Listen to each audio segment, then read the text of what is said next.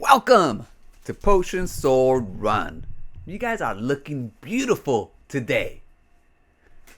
Uh, Today in this episode we're going to be talking about video games because after all this is a video game channel.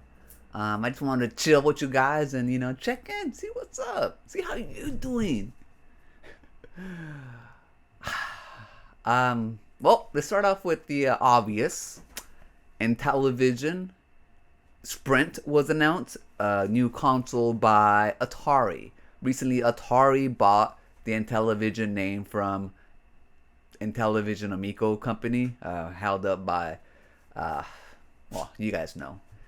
And yeah, they bought it, I don't know, I'm going to say like a year ago maybe, and they released a console. It's a plug-and-play type of console. It's an Intellivision Sprint for the new age.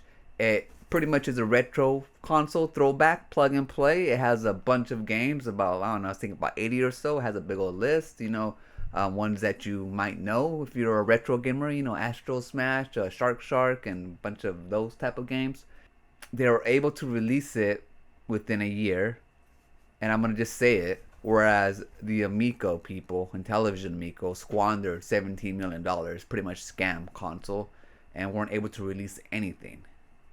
Now, these are totally, completely different consoles. One is a plug and play, and that's what Intellivision Amico should have done in the first place.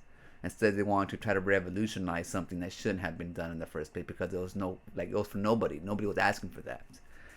And they wanted to come out with reimagined games, redo the whole thing instead of just reprogramming them the way they should have. And we all know how that turned out.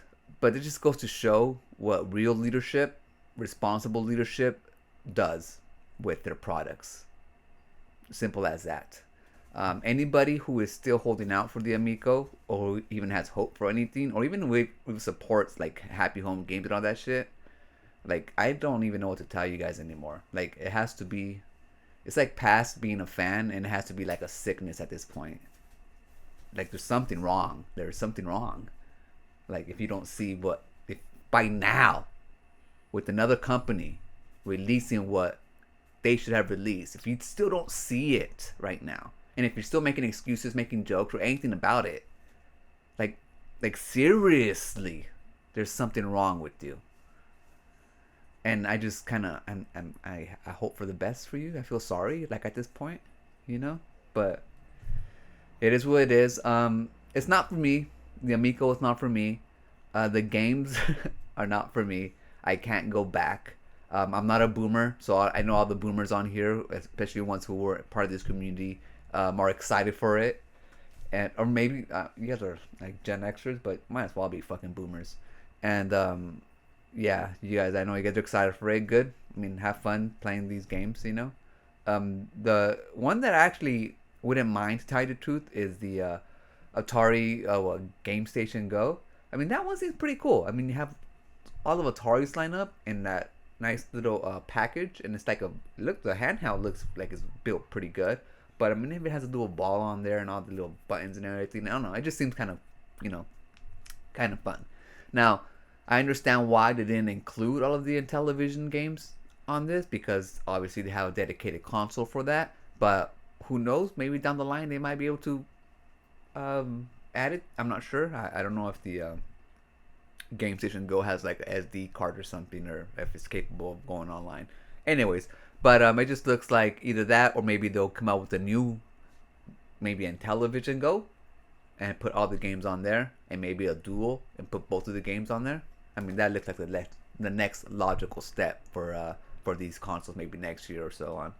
But either way, I guess it's cool for those people who've been waiting for the next Intellivision to come out. Even though it's not a dedicated Intellivision, we'll be making brand new games for it. But I mean, dude, you get to experience the console in 2025. It's still the same way with the same controller, but wireless now. It still has those little game card things that you slide in. So I mean, wash your hands, get all that Cheeto dust off and shit. But yeah, I mean, otherwise it's good news for all these older gamers out there. I started gaming really gaming on the NES. I had an Atari. That's where I first started gaming, but I had like 4 games, and then I went to the NES and never looked back, and so on and so on. So I have no like real love for Intellivision. Never had it. I have no love for Atari really. It's just a console that I had found. But yeah, and anyways, I guess that's good news. Speaking of other news, Ubisoft has canceled a game, Assassin's Creed game that was based in the Reconstruction era. For those of you guys that don't know, that's when slavery was abolished and we were reconstructing the country, trying to make it a better place. Removing laws that have been used against blacks and minorities and so on. Like not being able to. Anyways, it's like a whole long thing. But it also took. It was also the rise of the KKK and stuff because it made it illegal to be racist and stuff. But they started doing it anyways, but with hoods and stuff. And so they were gonna make a game about it, and the main protagonist was gonna be a black guy. And you'll be battling KKK forces and that type of stuff in this game because it was in that area, obviously. And they chickened out. Supposedly it was like good in production. They put a lot of time into it, but they decided to scrap it because of the backlash that the internet showed when they announced Assassin's Creed, and it had not Yote. It had Assassin's Creed.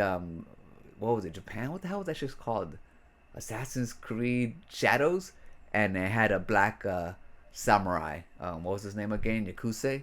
So after all that big ass backlash that lasted till forever until now, they decided to just scrap it, and it sucks because that would have been a cool game era to play in, especially for the non-racist people. But I understand why they scrapped it because obviously all the races out there, all the biggest out there, would have went to freaking town over this game. Can you imagine a game in the Reconstruction era from Ubisoft where a black guy is beating up on white people, racist white people? Oh my god, all the racist people will get all crazy.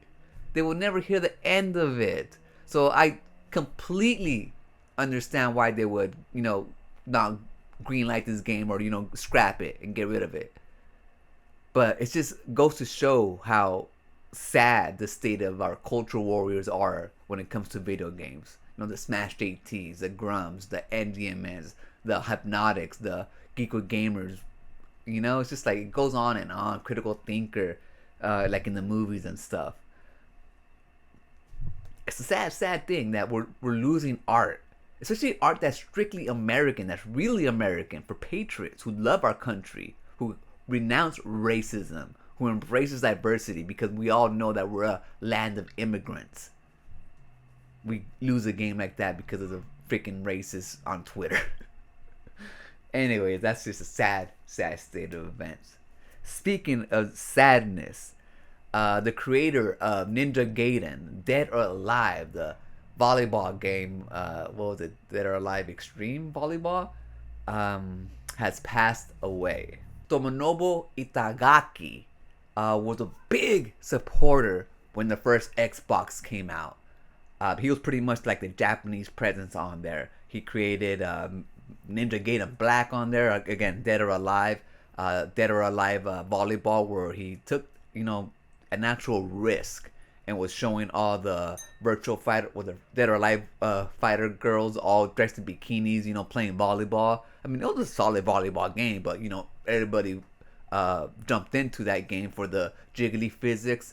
And I mean, he was just not afraid to be himself. He would always show up with the leather jackets and sunglasses with the long ass hair. He was like a rock and roller who really had passion for video games. Eventually he got ousted. I think it might have been for sexual harassment claims or something like that. And he never got a chance to get back into the gaming scene. Even though he really wanted to keep on creating games, in the last 3 years or so, he actually started his own studio so he can start making games again.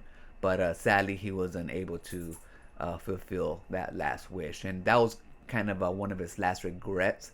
In fact, let me read you his last words. And I quote, "Last words. The light of my life is finally fading. The fact that this message has been posted means that the time has finally come. I'm no longer in this world. I am entrusting this final post to someone important to me. My life has been a series of battles. I kept winning. I have caused a lot of trouble too. I am proud to say that I followed my beliefs and fought to the end. I have no regrets. However, I am filled with regret that I was unable to deliver a new work to all my fans. I am sorry. That's how it is. So it goes. Itagaki Tomonobu. Even in the end, he was thinking about his fans. And it just goes to show that there's some of these people in the industry who really, really pour their hearts into it. And it sucks, though, that there's non-creative types, the executives, the ones that ruin it for the rest of us. Anyways, I'm going to leave it for you right there. I hope you enjoyed this episode. I'll catch you guys on the next one. Remember, always be kind to yourself and enjoy your life. And I'll meet you right there. Peace.